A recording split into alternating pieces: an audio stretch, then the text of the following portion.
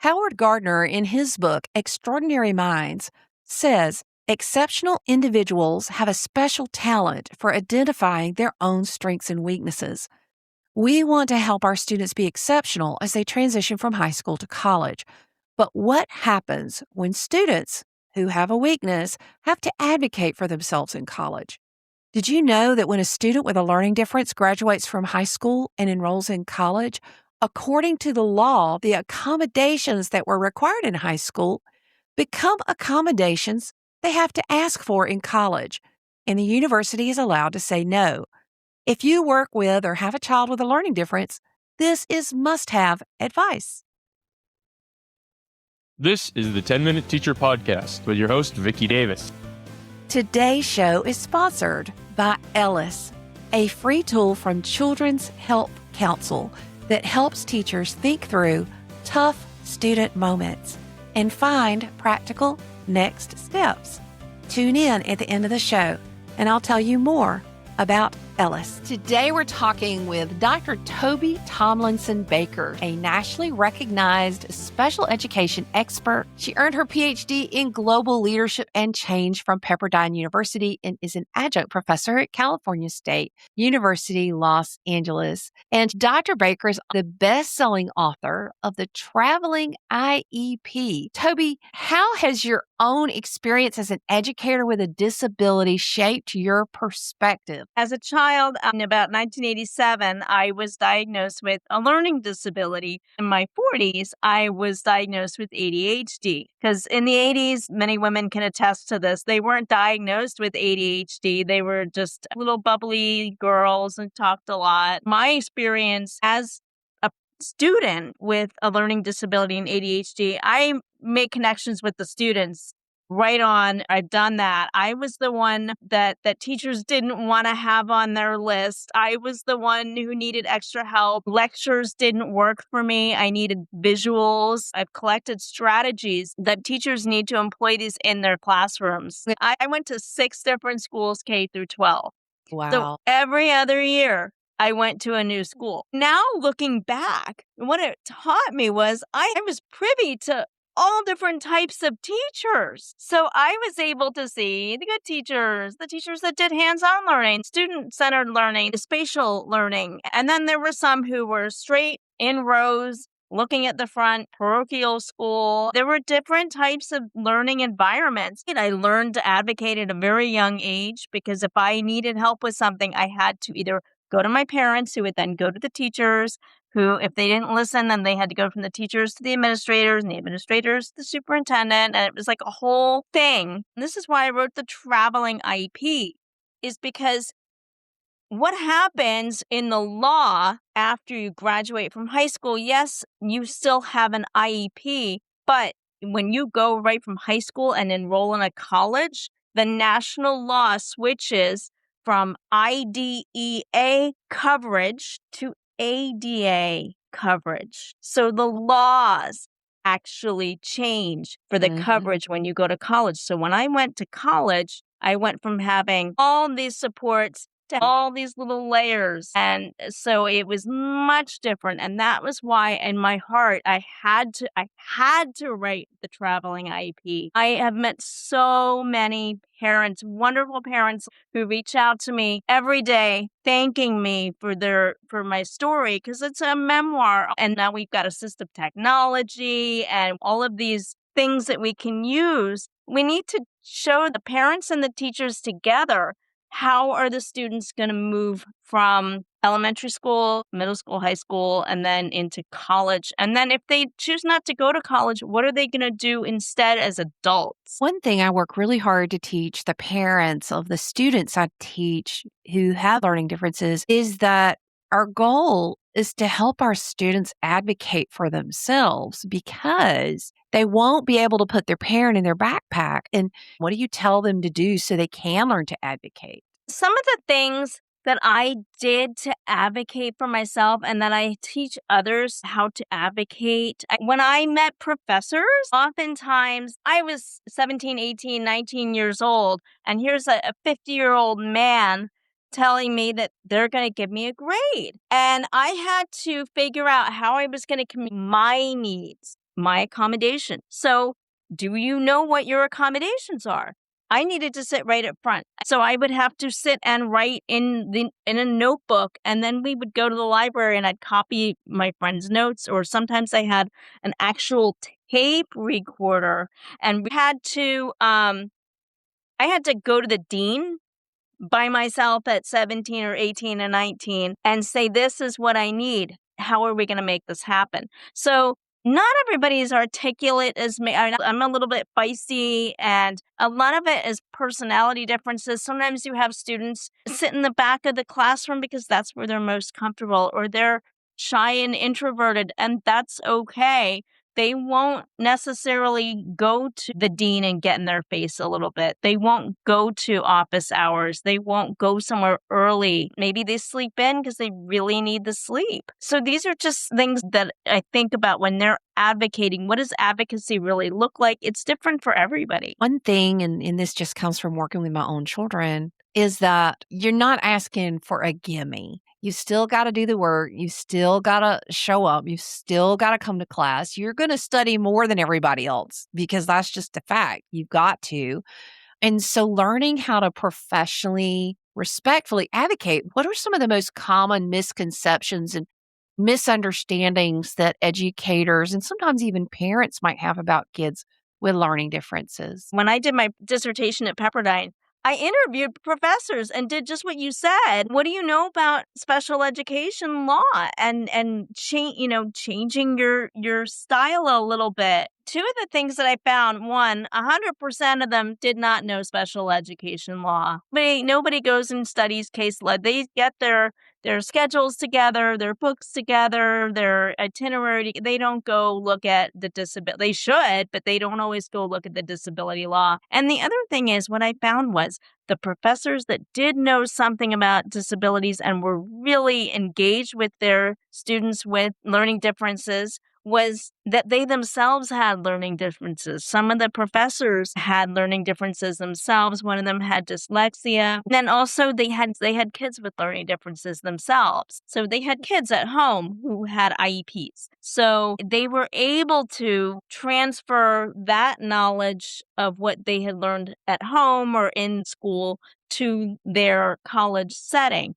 But that doesn't always happen. So I said, what accommodations? They had no idea. They said, well, I just do whatever the accessibility office requires. So they lean very, very heavily on use the college. There's this toss between use the college and the professor. If I don't know, I don't have to do it.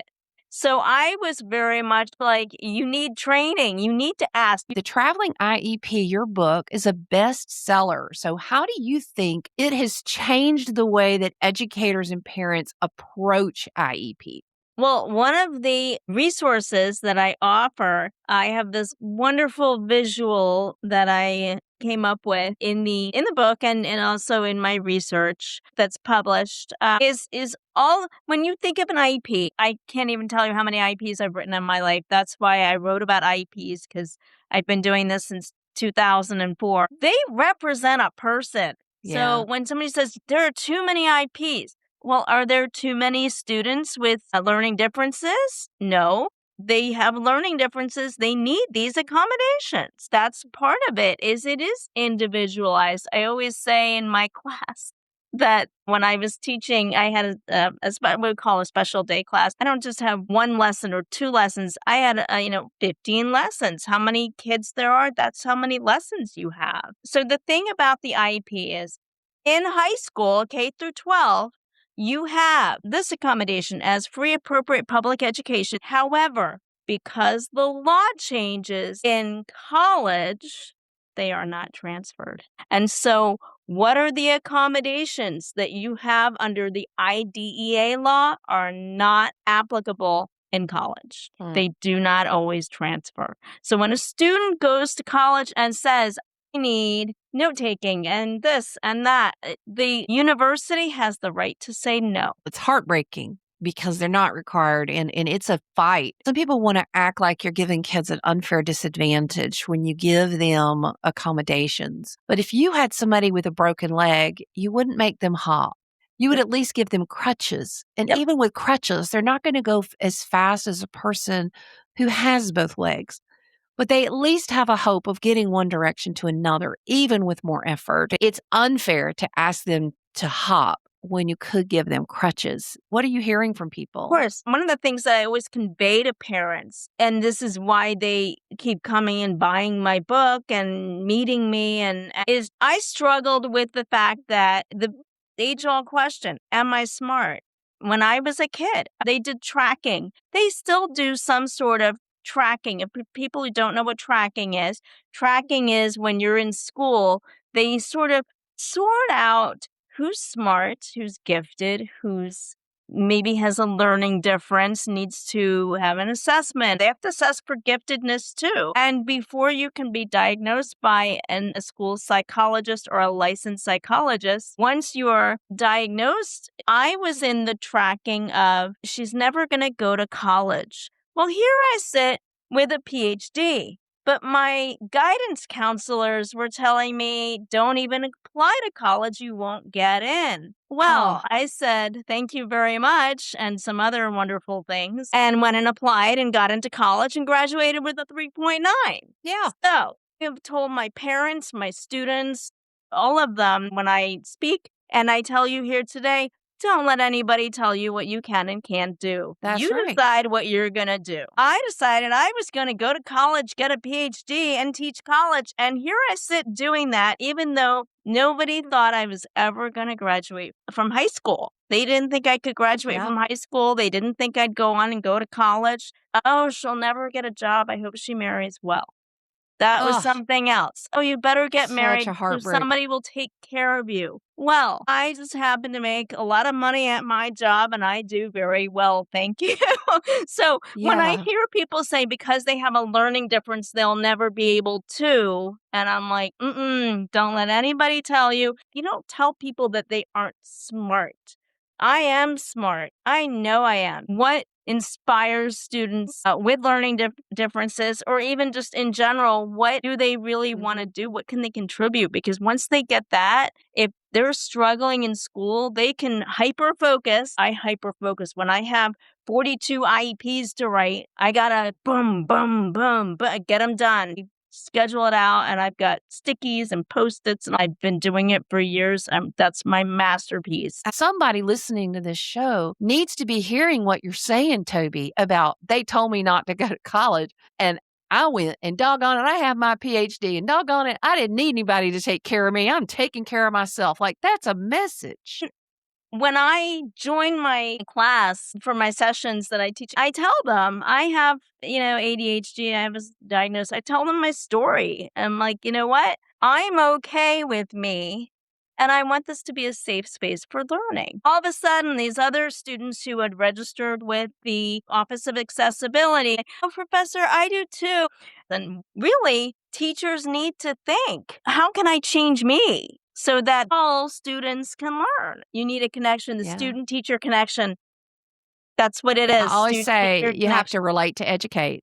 You have to relate to educate. That's what underlies great learning is relationship. It's about belief that every human has something to contribute. I call my classroom masterpiece theater. I tell kids that each person has unique talents and skills and facets of their personality that they can just really shine. And who are we to disparage another human being? The book is The Traveling IEP, a best-selling book about helping improve individualized education plans. Look at the show notes. Follow Toby, learn what she does, pick up the book, and advocate, and believe in your children. Thank you, Ellis, for sponsoring this week's shows on the 10-Minute Teacher. Ellis is a free tool for K-12 educators from the Children's Health Council. Here's how it works. You type in what actually happened with a student, what you saw, what you already tried, and where you're stuck.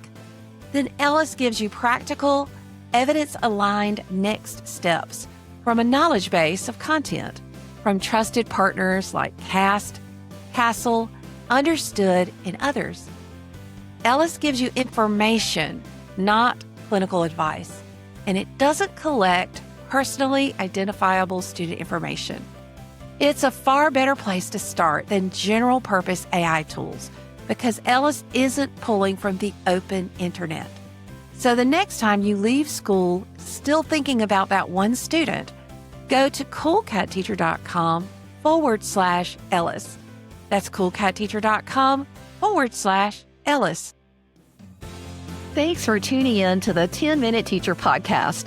Watch the video version of this podcast and catch my new radio and TV show, Cool Cat Teacher Talk, on YouTube and a radio or TV station near you. Join my Cool Cat Teacher Classroom Matters newsletter at coolcatteacher.com/newsletter. Leave a review if you found this helpful.